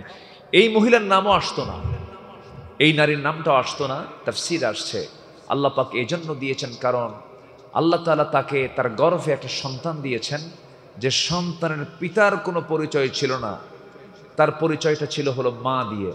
ঈসা ইবনু মারিয়াম। কার ছেলে? মারিয়াম। বলেন কার ছেলে? মারিয়ামের ছেলে। গোটা পৃথিবীর মানুষ পরিচয় দেয় বাবা দিয়া। কি দিয়া বলেন? বাবা দিয়া। আর ঈসার পরিচয় কি দিয়া? মারিয়াম দিয়া। মা দিয়া। এই জন্য মারিয়ামকে নিয়ে আসা লাগছে, কম্পালসারি, মানে ইমার্জেন্সি নিয়ে আসতে হয়েছে, তাছাড়া তার নামও আসতো না। আল্লাহ রাব্বুল আলামিন এই মহিলার সম্মান অনেক বাড়ায়া দিয়েছেন। তার নামটা সরাসরি কোরআনে কারীমের মধ্যে আল্লাহ রাব্বুল আলামিন কোট করেছেন, তার নামে সূরাও নাজিল করেছেন, আবার তার বাপটাও বাদ পড়ে নাই। ইন্নাল্লাহা আসতাফা আদামা ওয়া নূহান ওয়া আলা ইব্রাহিমা ওয়া আলা ইমরান আলাল আলামিন যুররিয়াতান বা'দুহা মিন বা'দ ওয়াল্লাহু সামিউন আলিম। জোরে বলুন আল্লাহু আকবার। আল্লাহু আকবার। মারিয়াম আলাইহিস সালাতু ওয়াস সালামকে আল্লাহ রাব্বুল আলামিন সন্তানের মা বানায়া দিবেন। তিনি বলছেন, আল্লাহ কেমন করে সম্ভব? লাম ইয়ামসাসনি বাশার, কোন পুরুষ আমাকে স্পর্শ করলো না, আমি কেমন করে একজন সন্তানের মা হব? কিন্তু যে আল্লাহ তাআলা আদমকে বানালেন, যে আল্লাহ তাআলা হাওয়া আলাইহিস সালাতু ওয়াস সালামকে বানালেন, বাপমার কোনো পরিচয় আছে নাকি? না। ইন্না মাসালা ঈসা কামাসালি আদম। পেটের সন্তান চলে এলো, সন্তানটা বড় হতে লাগলো। অনেক লম্বা কথা শর্ট করে বলছি, সন্তান বড় হতে লাগলো। সন্তানটার বয়স যখন 4 থেকে 5 মাস হলো, বাহ্যিক সিমটম দেখা গেল। সবাই বলে ফেললো, মারিয়াম সন্তান পেটে আসলো, সন্তানের বাবার পরিচয়কে তিনি বললেন না, আল্লাহ তাআলা আমাকে দান করেছেন। কেউ বিশ্বাস করলো না। গালিগালাজ শুরু হলো, দৈহিক নির্যাতনা শুরু হয়ে গেল। ঘাড় ধাক্কা দিয়া বাইতুল মুকাদ্দাস থেকে বের করে দেওয়া হলো। কিন্তু এই মহিলা একটা বারের জন্য ধৈর্যচ্যুতি ঘটালেন না, ধৈর্যহীনতার কোনো পরিচয় দিলেন না। আল্লাযীনা ইযা আসাবাতুহুম মুসিবাতুন ক্বালু ইন্না লিল্লাহি ওয়া ইন্না ইলাইহি রাজিউন। ফয়সালা কার? আসতে বলবেন না, ফয়সালা কার? আল্লাহ পাকের কোনো চিন্তা তিনি করলেন না। ঘাড় ধাক্কা মেরে বের করে দেওয়া হলো। সবাই সন্দেহ করে বসলো, মারিয়ামের ঘরে তো জাকারিয়া ছাড়া কেউ যায় নাই, জাকারিয়া অকাম করছে। যেরকম নাউজুবিল্লাহ। জাকারিয়া কার পয়গম্বর? আল্লাহ। সেই পয়গম্বরকে জিনার অভিযোগে অভিযুক্ত করে কোরআন দিয়ে চিরে 2 টুকরা করে তাকে শহীদ করে দুনিয়া থেকে বিদায় করে দেওয়া হলো। জাকারিয়া আলাইহিস সালাতু ওয়াস সালাম শহীদ হয়ে গেলেন। মারিয়াম আলাইহিস সালাতু ওয়াস সালাম বাইলহাম উপত্যকার দিকে চলে গেলেন। 10 মাস পূর্ণ হলো, সন্তান ডেলিভারি হয়ে যাবে, কেউ তার পাশে নাই।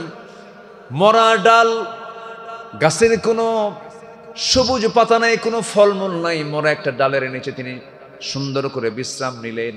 ঘুম থেকে জাগা পেয়ে দেখেন সবুজের শ্যামলে পাতা ভরপুর হয়ে গেছে, টসটসে ফলমূলগুলো ধরে আছে। আল্লাহু আকবার। ডান দিকে তাকায় দেখেন সদ্য সন্তান ঈসা আলাইহিস সালাতু ওয়াস সালাম হাত পা নড়াচড়া করছেন। আল্লাহ।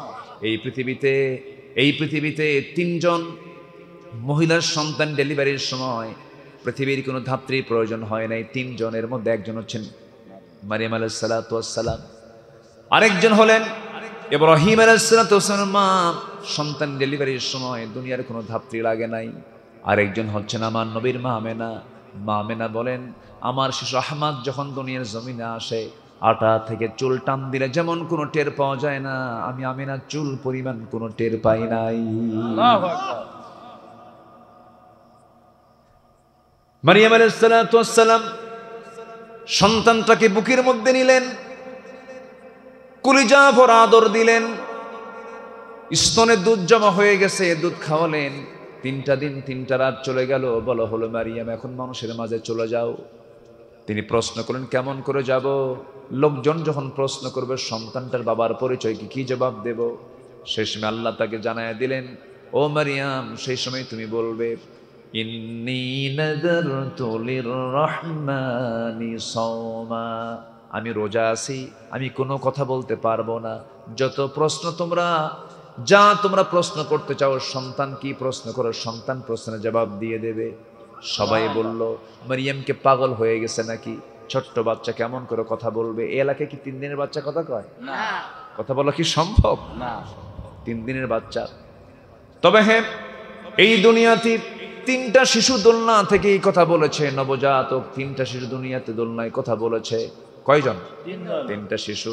এর মধ্যে একজন হচ্ছেন আল্লাহর পয়গম্বর ঈসা আলাইহিস সালাতু ওয়াস সালাম। তিনি ছোট্ট থেকেই জানতেন তিনি আল্লাহর নবী। জোরে বলুন সুবহানাল্লাহ।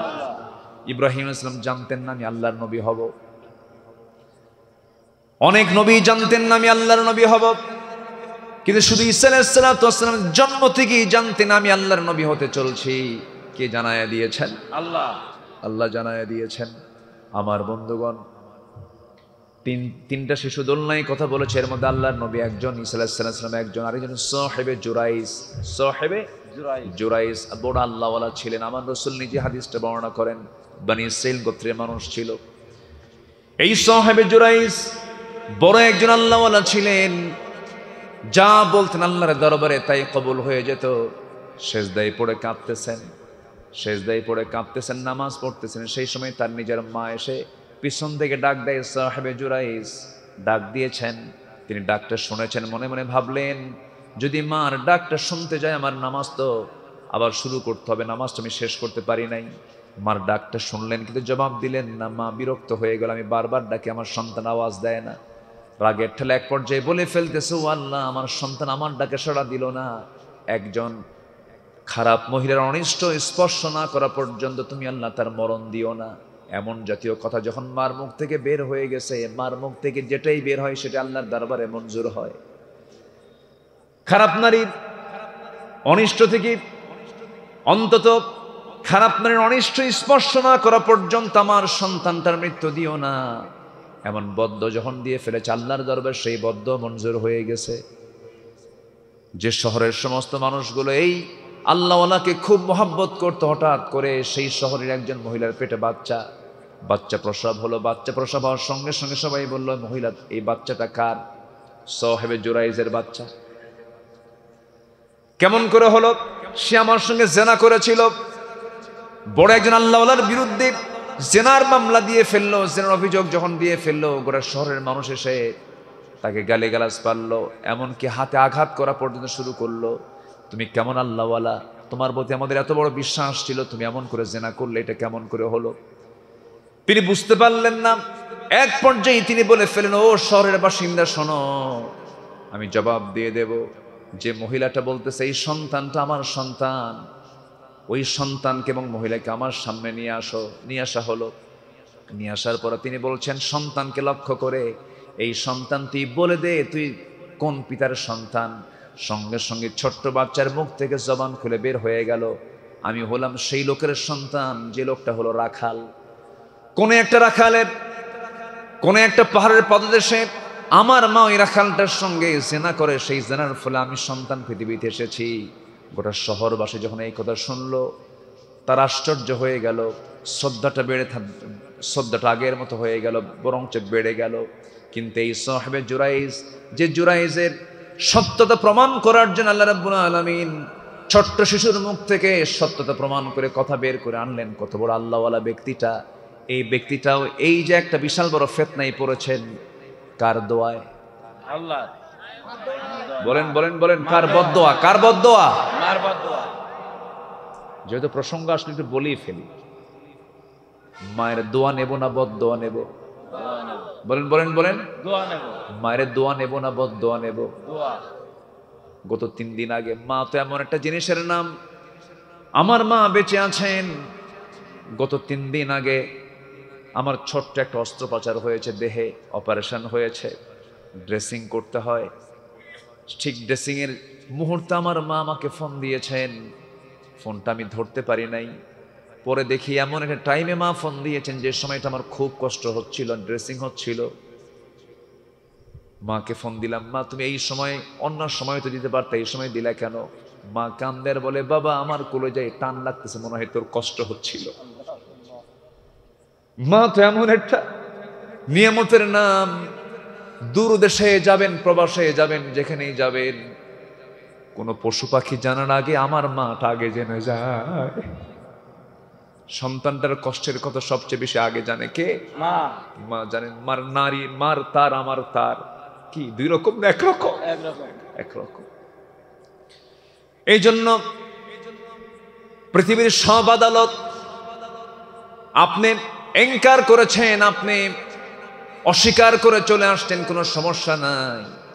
কিন্তু মার আদালত এমন একটা আদালত, মাকে অস্বীকার করবেন, মাকে আপনি কষ্ট দিবেন, আপনার সবকিছু শেষ হয়ে যাবে। এই জন্য মার বদ্দ নেব না দোয়া নেব? বলেন বলেন বলেন বলেন, দোয়া নেব। জোর করে দোয়া আদায় করে নিতে হবে। মা বুড়ি হয়ে গেছে, 70-80 বছর মানুষ যখন বুড়া হয়ে যায় তখন সেই মানুষটা শিশুর মতো হয়ে যায়। ওজন বাড়ে না কমে? ওজন কমে যায়, ডায়াবেটিস হয়ে যায়, হাড়গুলো ক্ষয় হয়ে যায়, চোখে কম দেখে। সেই মাটা শিশুর মতো হয়ে যায়, বলে বাদাম নিয়ে আসবি। শিশুর মতো হয়ে গিয়ে বলে বাজান আমার জন্য আজকে কমলা নিয়ে আসবি, আমার জন্য আজকে বেদানা নিয়ে আসবি। ছোট্ট বাচ্চার মতো মা ডাকতে থাকে। সেই সময় আপনি আস্তে করে গিয়ে বসবেন, মাকে লম্বা করে ঘন্টার পরে ঘন্টা সময় দিবেন। আপনাকে যেমন ঘন্টার পর শুধু ঘন্টা নয়, মাসের পরে মাস সময় দিয়েছেন, সেই মার পাশে গিয়ে বসবেন, মাকে কোলে নিবেন, মাকে আদর করবেন। মাকে কোলের মধ্যে নিয়ে আপনি যদি একটু মোহাব্বত নিয়ে, যদি আপনার সম্মান শ্রদ্ধার চোখে তাকায় যদি একটু আদর করতে পারেন, মার দিলটা যদি ভরে যায়, মার দিল ভরে যাওয়া মানে আল্লাহর 8টা জান্নাত আপনার জন্য বরাদ্দ হয়ে যাওয়া। বাপ মার জন্য দোয়া শিখিয়ে দিয়েছেন কে বলেন? আল্লাহ। সবাই দিল খুলে আমার সঙ্গে বলুন, রব্বিরহামহুমা কামা রব্বায়ানি সগীরা, রব্বিরহামহুমা কামা রব্বায়ানি সগীরা। এমন দোয়া পৃথিবীর কোথাও আপনি পাবেন না। এই পৃথিবীতে সবচেয়ে বেশি সম্মান দিয়েছেন নারীকে, কে দিয়েছেন? আল্লাহ। আর এরা কয় আমাদের কোনো দাম নাই। সবচাইতে বেশি মর্যাদা ইসলাম দিয়েছেন নারীকে। গায়ের পোশাক খুললে কি অধিকার? না। হ্যাঁ, মেয়েদের গায়ের পোশাক খোলা অধিকার না ঢাকা অধিকার? ঢাকা অধিকার। আর ওরা কি চায়? খুলতে চায়। আমার বন্ধুগণ, মারিয়াম আলাইহিস সালাতু ওয়াস সালাম যখন প্রশ্ন করে ফেলেছে, ও সন্তান, তোমার মা প্রশ্ন করেছে, তোমাকে জবাব দিতে হবে, তোমার পরিচয়টা কি? এবার সন্তান জবাব দিচ্ছে দোলনা থেকে, ক্বালা ইন্নী আবদুল্লাহি আতানিয়াল কিতাব ওয়া জাআলানি নাবিয়্যা। আমি হলাম আল্লাহর গোলাম, আল্লাহ পাক আমাকে ইনজিল কিতাব দান করেছেন, আমি হলাম আল্লাহর নবী। জোরে কোন সুবহানাল্লাহ। সুবহানাল্লাহ। আমি কি দোয়া করে দেব? না। যাচ্ছেন কেন? হ্যাঁ, চাপ চাপ চাপ, কি চাপ? নিম্ন চাপ। হ্যাঁ, একটু বসেন। এটা কি কদবেল না? এই এলাকায় কদবেল হয় খুব। মাশাআল্লাহ, আল্লাহ এক একটা এলাকার এক একটা বরকত দিয়েছে। হ্যাঁ, ছাদের উপরে মানুষ বসে আছে, আমি ভাবতেছি টেনশন আছে যে শুনতে শুনতে আবার চিত হয়ে পড়ে কিনা। আবার একটু সাবধানে থাকেন সবাই। গার্ডওয়াল ওটাতে নাই, ওটাতে গার্ডওয়াল নাই, তো একটু খেয়াল রাখবে না যেন কেউ না পড়ে যায়। এরকম কিন্তু হয়, কিন্তু অনেক সময় হতে পারে যেন এরকম ঝুঁকিপূর্ণ যেন কেউ না পড়ে। আল্লাহ সবাইকে তুমি হেফাজতে রাখো। জোরে বলি আল্লাহুম্মা আমিন। আল্লাহুম্মা আমিন। সম্মানিত ভাইয়েরা, ছোট্ট বাচ্চা দোলনা থেকে উঠে বলতেছে যে আমি আল্লাহর গোলাম, আল্লাহ পাক আমাকে ইনজিল কিতাব দিয়েছেন, আমি নবী। আর এই মহিলা হচ্ছে নবীর মা। আল্লাহু আকবার বলো। এখন জিব্বা কামড় মেরে আর ঠোঁট কামড়ায় বলে, আহারে করলামটা কি? আল্লাহর নবীকে আমরা হত্যা করলাম, এই জন্য আফসোস করতেছে আমরা কেন হত্যা করতে গেলাম। এই যে বিশাল ধৈর্যের পরিচয় দিয়েছেন মারিয়াম, তার চারিত্রিক সনদের সত্যতা প্রমাণ করার জন্য ছোট্ট বাচ্চার জবান আল্লাহ পাক খুলে দিয়েছেন। আল্লাহু আকবার। এখান থেকে শিক্ষা হলো রাগ না ধৈর্য? ধৈর্য। বলেন বলেন, রাগ না ধৈর্য? ধৈর্য। ধৈর্য। আমরা ধৈর্যের পরিচয় দেব। জোরে বলি ইনশাআল্লাহ। কোন সূরা বলেন তো? মারিয়াম। মারিয়াম। মারিয়ামের 59 নম্বর আয়াত থেকে আমি তেলাওয়াত করেছি, শুধু মিলাই দেব। আমি খুব বেশি সময় নেব না আপনার, আমি খুব দ্রুতই শেষ করার চেষ্টা করবো। আজকে আমার আসার কথা ছিল না, যে সিচুয়েশন ছিল, যে অবস্থা ছিল। আকাশ তো ভালো না, না আজকে সারাদিন মাগি স্থান চেঞ্জ করছি তো এই জন্য জায়গা ছিল আলাদা, আর এখানে নিয়ে আসছে শুধু এই মানে আবহাওয়ার মানে মাহফিল বৈরী আবহাওয়ার কারণে। আর এখানে মহিলা প্যান্ডেল বহুত যে মায়েরা আসছে, এই যে এই ভিডিও এটা ভরা ফুল ভরা ফুল না, মাশাআল্লাহ, বলি আলহামদুলিল্লাহ। আলহামদুলিল্লাহ মায়েরা মোটামুটি বোরকা টোরকা পড়ে তো না? ইনশাআল্লাহ মাহফিলে বোরকা পড়ে, কিন্তু মার্কেটে গেলে একটু বোরকা ছাড়ে। ভালো। তারপরে অন্যান্য জেলা ছাড়া সাতক্ষীরা জেলা ভালো আছে। সাতক্ষীরা অনেকটা ভালো। সাতক্ষীরার মতো আল্লাহ তুমি প্রত্যেকটা জেলা বানায় দাও, জোরে বলি আমিন। একটু কান লাগাবেন। আল্লাহ রাব্বুল আলামিন সূরা মারইয়ামের 59 নম্বর আয়াতে বলছেন, فخلف من بعدهم خلف أضاعوا الصلاة واتبعوا الشهوات فسوف يلقون غيا إلا من تاب وآمن وعمل صالحا فأولئك يدخلون الجنة ولا يظلمون شيئا جنات عدن التي وعد الرحمن عباده بالغيب إنه كان وعده مأتيا جربون الله أكبر আল্লাহ বলছেন, বান্দা শোনো, এমন কোন অপরাধ তুমি করতে যেও না যে অপরাধগুলো করলে পরে শুধু জাহান্নাম দেব না, জাহান্নাম শুধু দেব না, জাহান্নামের গর্তের মধ্যে ঢুকাবো। জাহান্নামের গর্ত আরো ভয়ঙ্কর। জাহান্নাম তো ভয়ঙ্কর, কিন্তু গর্তগুলো আরো ভয়ঙ্কর। এই দুনিয়ার জিন্দেগিতে যারা জেল খেটেছেন, বাংলাদেশে জেল খাটার সময় তো চলে গেছে 16 বছর, এখন তার চান্স নাই। চান্স যা গেছে হাসিনার টাইমে চলে গেছে, রাস্তার ফকির পর্যন্ত জেল খাটছে। বাদ দেয়নি কেন? হাই রে হায়, কি করে নাই বলেন? এই 16 বছর এই দেশে মানুষ বেশি না মামলা বেশি? মামলা বেশি। এত মামলা, শেষ পর্যন্ত প্রধান বিচারপতিও মামলা নিয়ে চলে গেছে বাইরে। প্রধান বিচারপতি এসকে সিনহা, জানেন না আপনারা? হ্যাঁ, পাগল বানায়া তারও মামলা দিয়া পাঠায় দিছে বাইরে। নেকামল করবেন, হায়াত বৃদ্ধি পাবে, বরকতের হায়াত বৃদ্ধি পাবে। নেকামল করবেন, আল্লাহ পাক হায়াতটাকে বরকতময় করে দিবেন। সুবহানাল্লাহ। আর বদামল করবেন, দিল্লি গিয়ে বসে থাকবেন, দেশের মানুষ আপনাকে আর ঘুরবে না। যা করছে 16 বছর, নেকামল না বদামল? বদামল। কোথায় বসে আছে? দিল্লি। দিল্লি গিয়ে বসে আছে, মামু বাড়ি।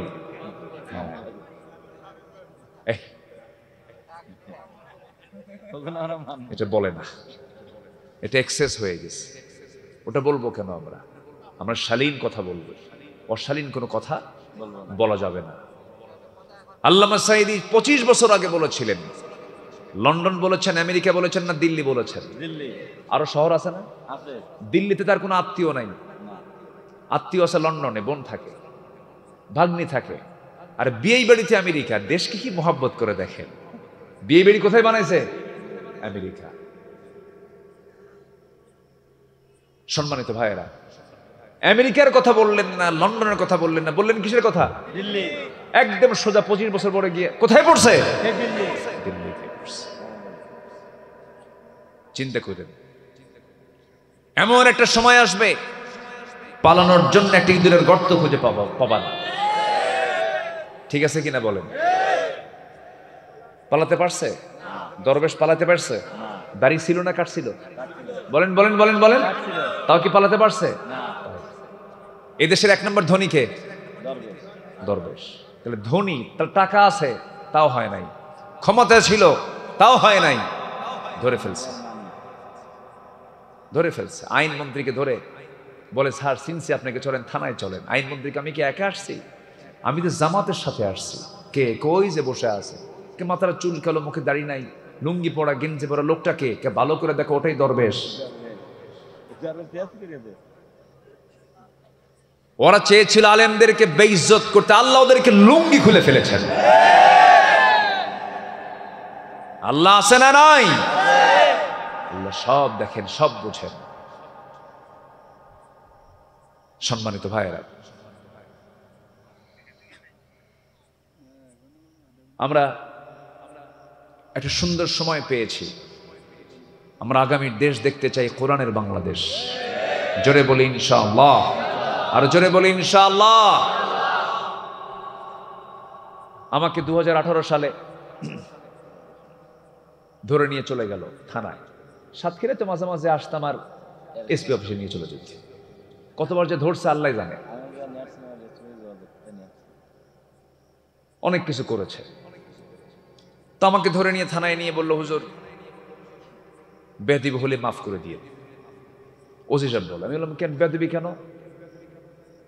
হুজুর বেয়াদবি করে ফেলেছে, আপনার তো কোনো দোষ নাই, ধরে আনছি, মাফ করে দিয়ে।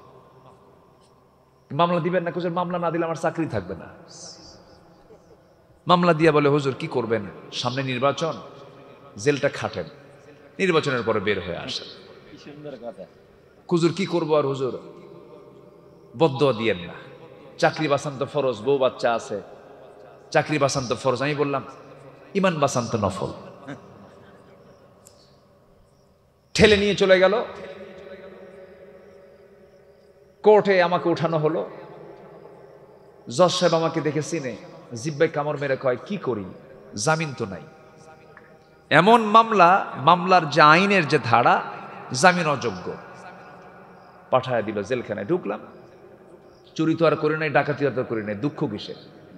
ঢুকলাম ভিতরে, দেখি এক বুড়ো চাচা, এরকম 80 বছরের মতো বয়স, এক বুড়ো চাচা আমাকে দেখে এত খুশি হলো, আমাকে দেখে বেচারি লম্বা একখান সালাম দিয়ে বলে, হুজুর আপনি জেলখানায় ঢুকছেন? খুব খুশি হলাম। তো বললাম, জেলখানায় ঢুকলে কেউ খুশি হয়? কে বাবাজি, কত মাহফিলে গেছি,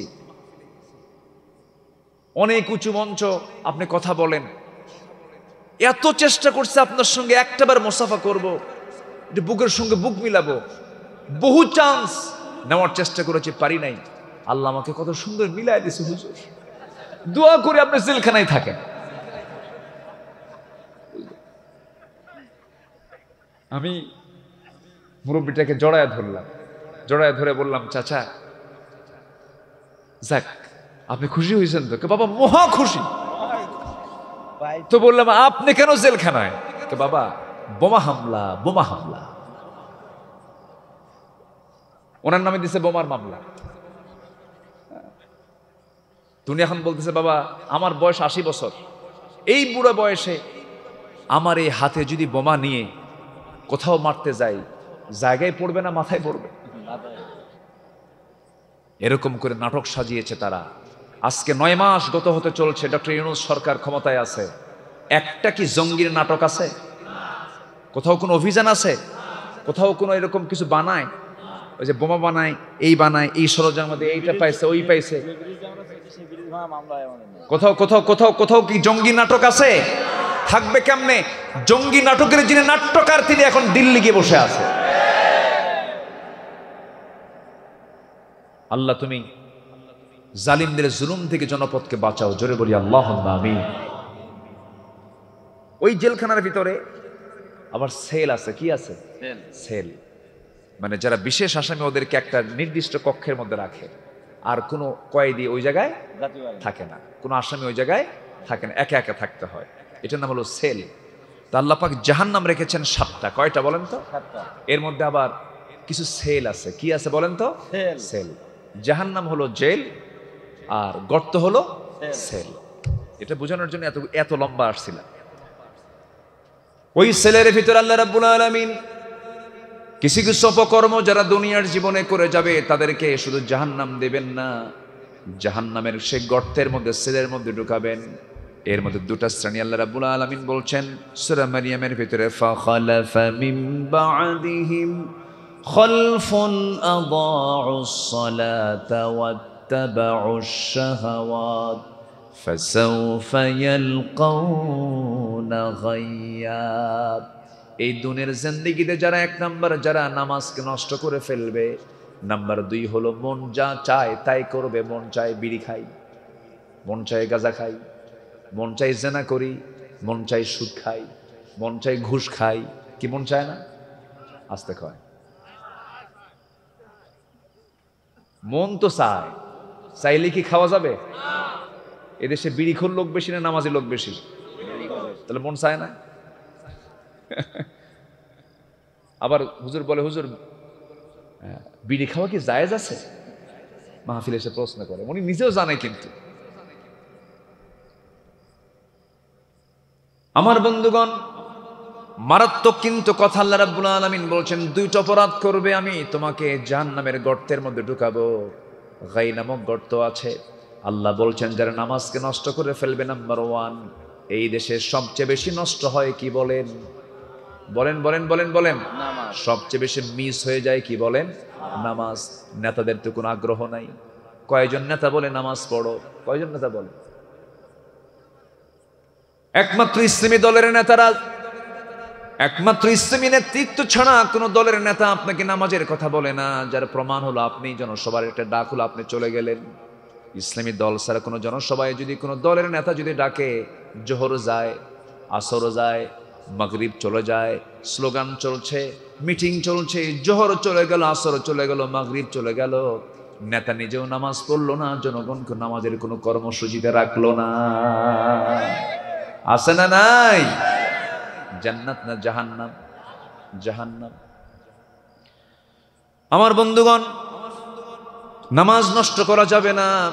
নাম্বার 2 হলো মন যা চায় তা করা যাবে না। মন তো অনেক কিছুই চায়। সুন্দরী মেয়ে মানুষ দেখতে মন চায়, দেখা যাবে না। ইউসুফ আলাইহিস সালামকে তৎকালীন দুনিয়ার সবচেয়ে সুন্দরী নারী যখন প্রস্তাব দিয়েছে, তিনি বলেছেন আমি কাকে ভয় করি? আল্লাহ। আমি কাকে মোহাব্বত করি?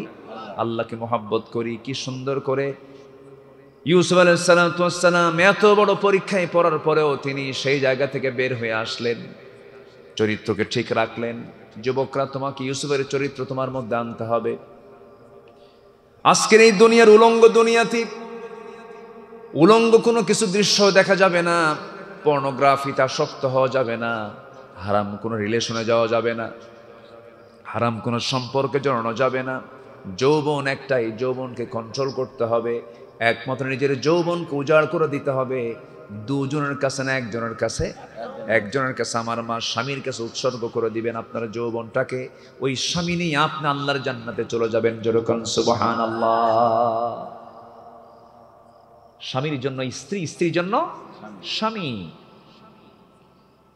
চরিত্রকে নষ্ট করা যাবে না, মন যা চায় তা করা যাবে না। আল্লাহ রাব্বুল আলামিন বলছেন দুটো অপরাধ করবে আমি আল্লাহ রাব্বুল আলামিন জাহান্নামের সে গর্তের মধ্যে ঢোকাবো।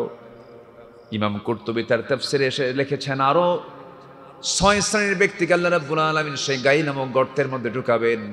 যে জেনাকার জেনা করতে করতে পাকা হয়ে গেছে, যে মদ্যপায়ী মদ খেতে খেতে পাকা হয়ে গেছে মদখোর, যে সুদখোর সুদ খেতে খেতে অভ্যস্ত হয়ে গেছে, যে মিথ্যা সাক্ষী দেবে, যে নারী অপরের সন্তানকে স্বামীর সন্তান বানায় নেবে, এই জাতীয় চরিত্রগুলো, এই জাতীয় বদগুণগুলো যাদের মধ্যে থাকবে তাদেরকে আল্লাহ রাব্বুল আলামিন এই গর্তের মধ্যে ঢুকাবেন।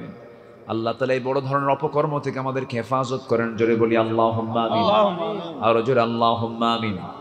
সবাইকে 5 ওয়াক্ত নামাজ পড়তে রাজি আছেন? পড়বেন কারা কারা? একটা হাত উঁচু করে দেখেন তো দেখি।